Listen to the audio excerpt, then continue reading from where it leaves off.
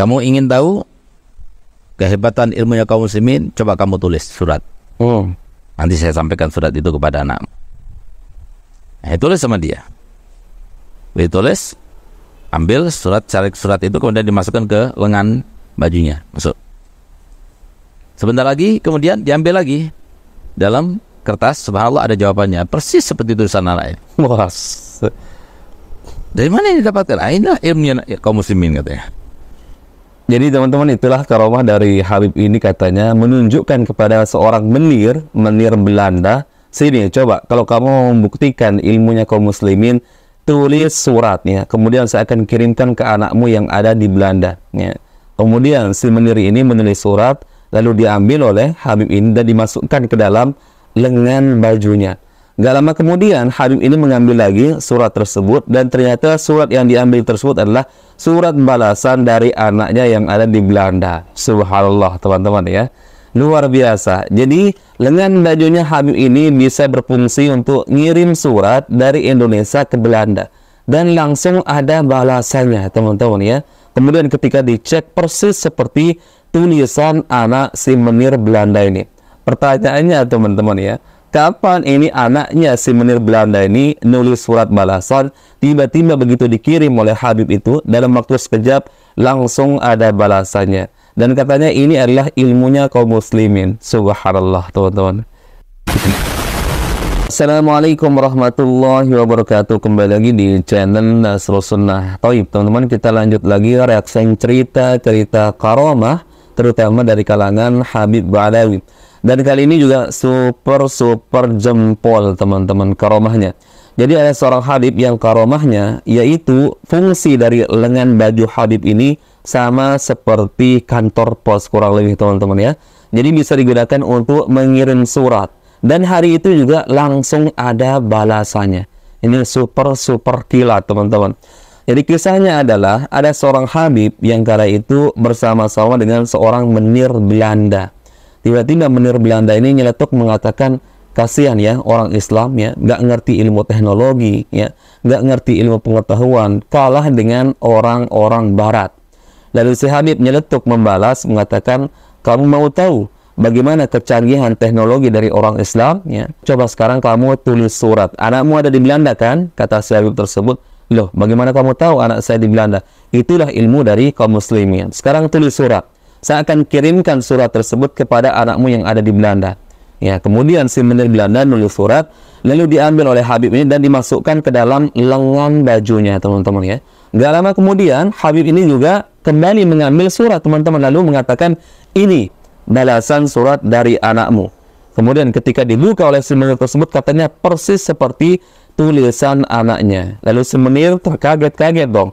Kok bisa seperti ini? Si Habib mengatakan, inilah ilmu teknologi dari orang Islam. Masih nggak percaya? Nih, dibuka kemudian lengan bajunya, kemudian diintip oleh si menir Belanda ini. Ternyata seperti CCTV, teman-teman ya. Kelihatan di situ anaknya si menir Belanda ini lagi ngapain ya, lagi tidur kah atau lagi ngapain, teman-teman. Kelihatan semua. Inilah ilmu teknologi dari kaum muslimin, kata si Habib ini. Subhanallah. Coba kita langsung simak saja ceritanya, teman-teman. Al-Habib Syekh Bafagi Batu Putih yang ada di Surabaya itu beliau pernah naik kereta bersama menir Belanda. Di mana orang Belanda itu, dia berkata begini, kesiannya orang Islam ya, dia itu nggak ngerti ilmu teknologi, dia kalah segala-galanya dengan orang-orang Barat. Tapi itu pun tetap mereka itu bersikukuh dengan keimanannya dan ketakwaannya. Padahal sudah jelas bagaimana orang Barat itu dengan teknologinya dan kehebatan keilmuannya gitu.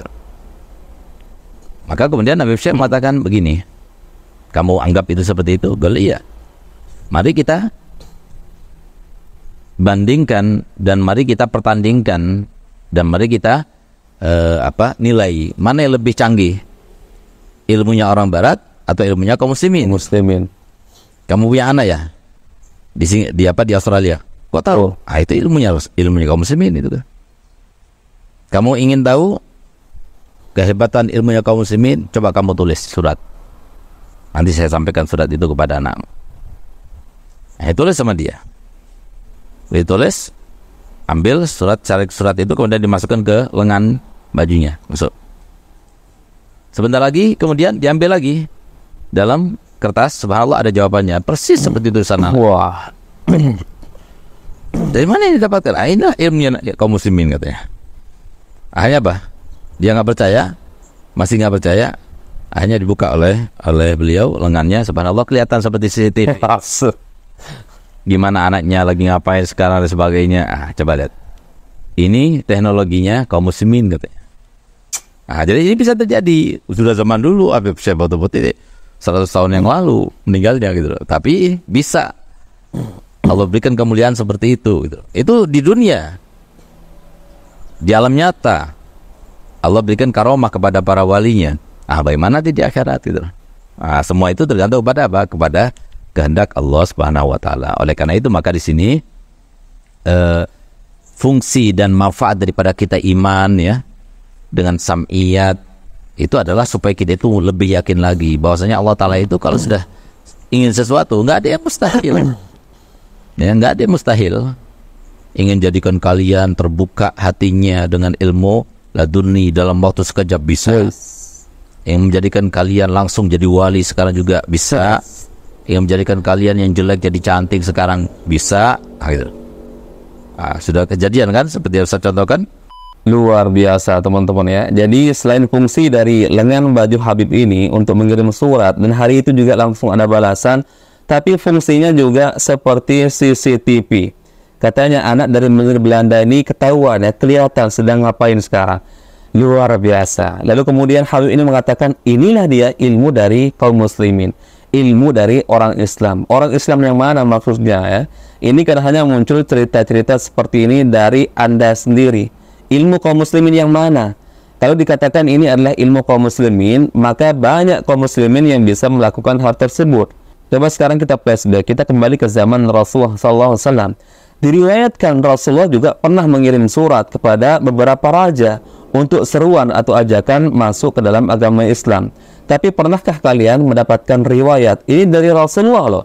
Manusia paling mulia teman-teman ya, yang dicintai oleh Allah Azza wa Jalla, yang jelas dijamin masuk surga, lebih mulia dibandingkan para nabi, para rasul yang lain, apalagi dibandingkan dengan umatnya ya. Rasulullah mengirim surat kepada para raja ya, menggunakan utusan ya, menggunakan sahabat-sahabatnya ya, kemudian dikirim melalui ya perjalanan beberapa hari, beberapa minggu, bahkan mungkin berbulan-bulan. Padahal ini sekelas Nabi Muhammad Sallallahu Alaihi Wasallam. Pernah tidak kalian mendapatkan riwayat Rasulullah mengirim surat misalkan kepada Raja Romawi ya, dimasukkan ke dalam kantong bajunya kah atau ke lengan bajunya teman-teman, dan langsung hari itu ada balasan? Nggak ada ya, karena Habib ini mengatakan inilah ilmunya kaum muslimin. Ilmu yang mana? Sedangkan Rasulullah saja teman-teman tidak pernah ya melakukan hal tersebut, tidak pernah mengalami hal-hal seperti itu. Bahkan di zaman Nabi Sulaiman yang sangat-sangat luar biasa ya, Nabi Sulaiman bisa berkomunikasi dengan para jin ya, kemudian binatang-binatang teman-teman. Bahkan di zaman Nabi Sulaiman itu ada orang-orang yang soleh yang mampu dengan sekejap memindahkan singgasana Ratu Balqis dalam waktu sekejap. Akan tetapi teman-teman, praktiknya ketika Nabi Sulaiman mengirim surat ya kepada Ratu Balqis, apakah Nabi Sulaiman tiba-tiba menyuruh pengikutnya, teman-teman tolong kirimkan surat ini dan harus ada balasan dalam waktu sekejap? Atau mungkin Nabi Sulaiman melakukan hal yang sama seperti yang diceritakan oleh Habib ini, masukkan dalam jubahnya atau lengannya teman-teman tiba-tiba langsung ada balasan? Nggak ada. Akan tetapi Nabi Sulaiman mengutus burung hut-hut teman-teman untuk menyampaikan surat tersebut, dan itu butuh waktu berapa lama teman-teman ya? Nggak ada seperti yang diceritakan oleh Habib ini. Lalu Habib ini dengan begitu mudahnya mengatakan inilah ilmu dari orang Islam. Ilmu orang Islam yang mana? Kalau dikatakan ini adalah ilmu orang Islam, tentu pernah diajarkan oleh Rasulullah teman-teman, diajarkan oleh para sahabat Nabi, terwariskan dari ilmu-ilmunya para ulama. Nggak ada. Ini murni adalah cerita-cerita khurafat dari kalian ya. Subhanallah teman-teman ya. Lengan bajunya bisa berfungsi seperti kantor pos ya, bahkan bisa seperti CCTV, bisa melihat kejadian yang ada di Belanda atau di tempat lain. Luar biasa. Dan ini jangan kalian samakan dengan misalkan kisah Mi'rajnya Rasulullah SAW yang dalam waktu sekejap bisa naik ke atas langit sampai ke Sidratul Muntaha lalu pulang hari itu juga. Ya nggak bisa. Karena kisah Mi'rajnya Rasulullah ini disebutkan di dalam Al-Quran ya. Seperti apapun tidak masuk akalnya teman-teman di kepala kita, maka wajib untuk diimani. Karena Allah sendiri yang menceritakan dalam Quran surah Al-Isra. Ya. Kemudian karomah-karomah para sahabat Nabi juga yang disebutkan ada dalilnya, ada rujukannya, ada pembuktiannya melalui hadis-hadis Nabi Sallallahu Alaihi Wasallam. Seperti misalkan Umar bin Khattab diriwayatkan ya, ketika beliau melewati sebuah gang, maka jin atau syaitan lari dari Umar bin Khattab ya. Begitu melihat bayangan Umar bin Khattab, ketakutan teman-teman. Tapi ini disebutkan di hadis Nabi Sallallahu Alaihi Wasallam. Kemudian ketika Rasulullah juga pernah menaiki gunung Uhud bersama para sahabatnya, di antaranya Abu Bakar, Umar, Uthman. Kalau nggak salah tidak ada Ali di situ. Tiba-tiba gunung Uhud ini bergetar teman-teman. Kemudian Rasulullah mengatakan kepada gunung Uhud, "Usbut Uhudun fa inna 'alaikan nabiyyin wa siddiqin wa syahidan." Tenanglah engkau wahai Uhud, karena di atasmu ada seorang nabi, seorang siddiq yaitu Abu Bakar, dan 2 orang yang akan mati syahid, yaitu Umar bin Khattab dan Uthman. Ini disebutkan ada riwayatnya teman-teman. Jadi wajib untuk diyakini dan nggak bisa disamakan dengan cerita-cerita para Habib Ba'alawi ini teman-teman. Mana buktinya ya? Nggak ada buktinya. Lagian juga karomah-karomah yang diceritakan oleh mereka ini aneh-aneh ya. Ada wali yang bisa Mi'raj bertemu dengan Allah Azza wa Jalla 70 kali dalam waktu 1 hari. Subhanallah, ini mengalahkan mukjizat Rasulullah SAW yang pernah Mi'raj teman-teman, dan itu pun hanya 1 kali. Tapi dari kalangan mereka bisa Mi'raj bertemu dengan Allah Azza wa Jalla 70 kali. Kemudian bisa memadamkan api neraka Jahanam dengan jari kelingkingnya katanya. Padahal Nabi Ibrahim alaihissalam ketika dibakar oleh Raja Namrud teman-teman, nggak bisa kok memadamkan api tersebut dengan jari kelingkingnya atau jari telunjuknya atau jempolnya. Tapi Nabi Ibrahim berdoa kepada Allah Azza wa Jalla. Kemudian Allah Azza wa Jalla dinginkan api tersebut. Maka teman-teman sulit untuk kita percaya cerita-cerita karomah model seperti ini teman-teman ya. Karena kalau kita bandingkan dengan kisah para nabi, para rasul, para sahabat nabi yang jelas dijamin masuk surga, kemudian para ulama-ulama seperti Imam Mazhab, Imam Bukhari, Imam Muslim, Abu Daud, nggak ada kisah-kisah yang super luar biasa seperti ini. Ini hanya muncul dari cerita-cerita oknum Habib Ba'alawi. Lalu begitu mudahnya mengatakan inilah ilmu dari kaum muslimin, orang Islam. Ilmu yang mana? Siapa yang mengajarkan? Ini kan hanya ada cerita-cerita seperti ini dari kalian saja. Nggak ada cerita-cerita seperti itu dari Rasulullah SAW melalui hadis-hadisnya, kemudian melalui Al-Quran. Intinya teman-teman, tidak bisa disamakan mukjizat para nabi, para rasul dengan cerita-cerita dongeng khurafat seperti ini ya. Seperti apapun tidak masuk akalnya kalau mukjizat para nabi, karomah para sahabat nabi teman-teman, asalkan ada penjelasannya melalui Al-Quran maupun hadis Nabi SAW yang sahih, maka wajib untuk diterima. Seperti Mi'rajnya Rasulullah dalam waktu 1 malam saja tiba-tiba langsung pulang, malam itu juga teman-teman wajib untuk dipercaya.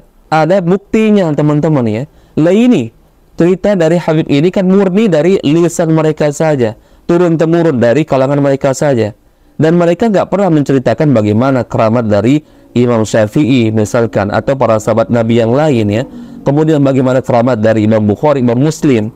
Selalu yang mereka ceritakan adalah keramat-keramat dari kalangan para Habib-Habib mereka ya.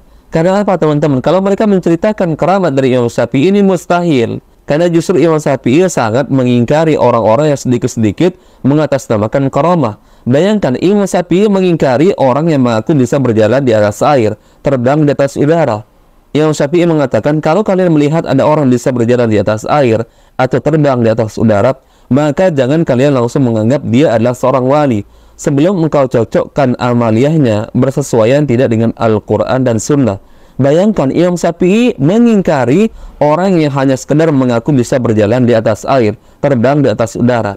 Lalu bagaimana seandainya teman-teman ya, ada orang bercerita di zaman Imam Syafi'i, ada orang yang katanya bisa memadamkan api neraka Jahanam dengan jari kelingking, bisa Mi'raj 70 kali bertemu dengan Allah Azza wa Jalla, kemudian bisa mengirim surat melalui dengan bajunya, dan hari itu juga ada balasan teman-teman.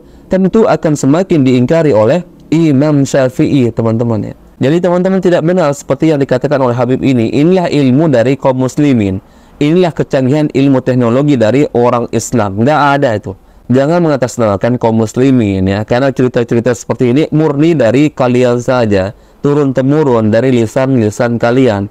Kemudian kalaupun ada ceritanya di kitab, ya kitab-kitab karangan dari junjungan-junjungan kalian. Nggak ada di kitab-kitab mu'tabar seperti Imam Bukhari atau kitab-kitab sirah yang lain ya kisahnya seperti ini.